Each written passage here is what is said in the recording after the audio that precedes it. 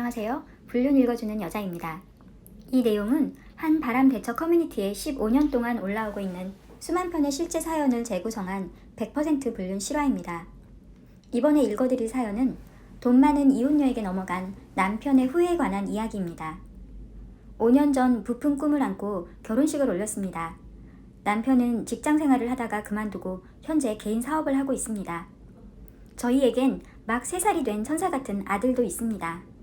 남편과 저는 7년이나 연애를 하고 결혼한지라 정말 뼛속까지 안다고 생각했고 평소에 술, 담배, 도박, 여자와는 거리가 먼 성실한 면이 좋아서 결혼을 결심하게 됐습니다. 10길 물속은 알아도 한 길 사람 속은 모른다고 했던가요? 결혼 후부터 남편은 술도 자주 마시고 안 하던 도박까지 손을 대더니 늦게 들어오는 날이 잦아졌습니다. 처음 해보니 재미있어 그러나 싶어 잠시 저러다 말겠지 생각했는데 급기야는 외박까지 하더군요. 일주일에 한 번 꼭 외박을 했고 외박하는 날엔 어김없이 밤 9시부터 그 다음날 오후 2시까지 전화를 받지 않았습니다. 도박에 빠지면 밤샘을 할 수도 있다는 주변 사람들 얘기를 듣고 저는 남편이 도박에 깊이 중독될까만 걱정했습니다. 하지만 알고 보니 남편이 빠진 것은 도박이 아닌 바로 여자였습니다. 석 달 전 새벽 5시가 넘도록 술을 마시고 집으로 돌아온 남편에게서 술 냄새도 담배 냄새도 나지 않아서 뭔가 이상하다는 생각이 들었습니다. 본인이 담배를 피우지 않아도 사람들과 어울려 술을 마시거나 도박을 하면 옷에 담배 냄새가 나기 마련인데 남편에게선 땀 냄새조차 나지 않았습니다. 그때부터 의심하기 시작했습니다. 남편은 핸드폰은 비밀번호를 걸어놓고 자신의 폰을 만지는 것조차 싫어했습니다. 전 그러면 안 되는 걸 알면서도 남편이 씻는 사이 몰래 남편의 핸드폰에 수신된 문자를 확인해봤습니다. 웬 여자가 어제 늦게 잘 들어갔냐, 일하는데 힘들지 않았냐는 문자를 보냈더군요. 이름은 저장되어 있지 않았습니다. 그리고 최근 한 달 동안 호텔을 4차례나 갔었다는 사실도 알게 됐습니다.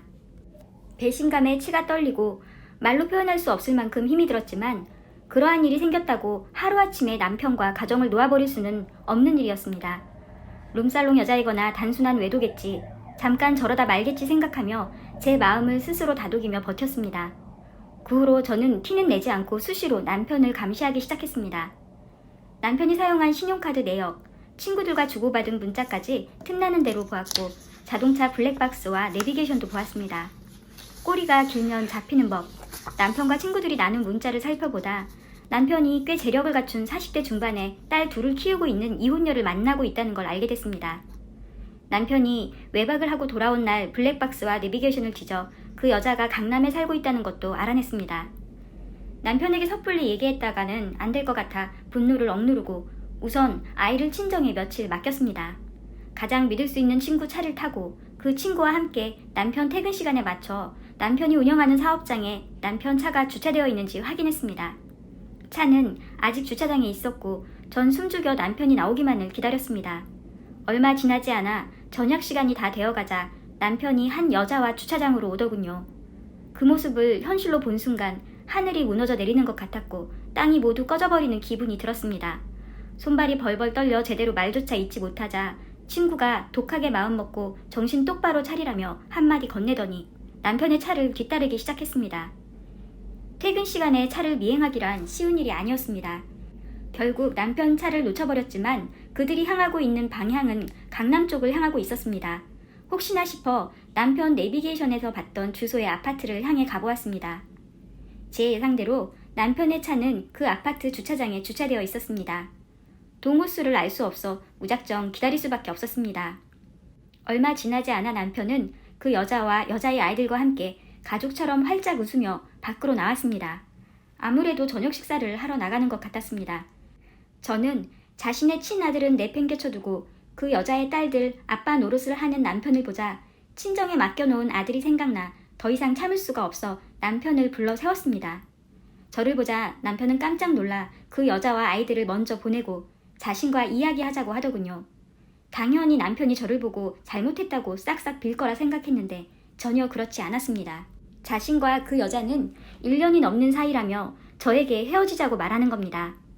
저는 하도 기가 차 말문이 막혔고 그 여자에게 푹 빠져있는 남편을 보자 더 이상 남편으로 마주할 자신이 없어 그대로 친구의 차를 타고 집으로 돌아왔습니다. 집에 도착하자 남편도 뒤따라 집으로 돌아왔습니다. 전 이혼해주겠다는 말이 목구멍까지 차올랐지만 친정에 있는 아이를 생각해 꾹 참고 그만 정리하고 돌아오라고 말했습니다. 하지만 남편은 자긴 그 여자와 정리 못한다. 그 여자와 결혼해서 행복하게 살고 싶다며 짐을 싸 집을 나가겠다고 했습니다. 자기 자식도 몰라보는 남편을 보니 불륜이란 게 이렇게 무서운 거구나 싶었습니다. 아이도 자신은 키울 생각이 없으니 선심 쓰듯 저에게 키우라며 친권, 양육권을 다 주겠다더군요. 사실 저와 남편은 같이 사업을 시작했었습니다.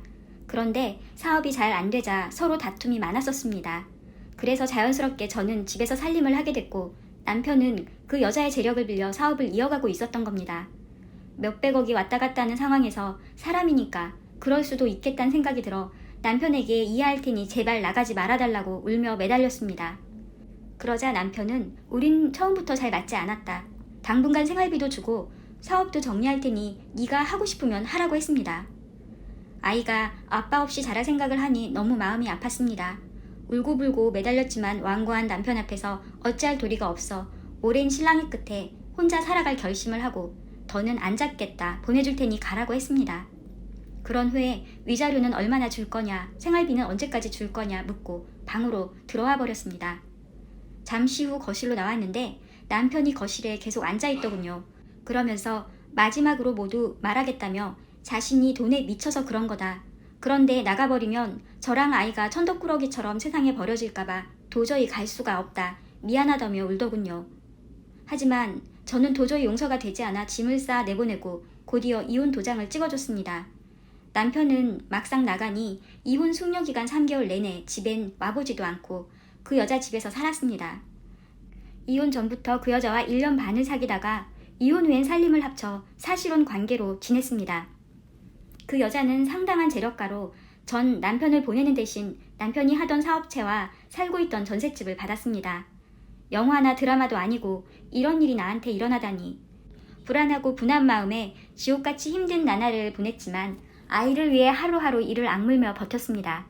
친정에서 양육을 도와주셨고 전 사업에 매달렸죠. 1년이 지난 지금 전 심적으로도 많이 안정을 찾았고 제법 사업을 키워 남부럽지 않은 생활을 유지하게 됐습니다. 남편은 어떻게 지내냐고요?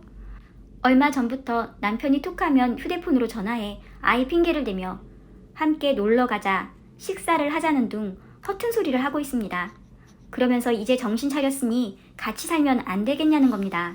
정말 어이가 없더군요.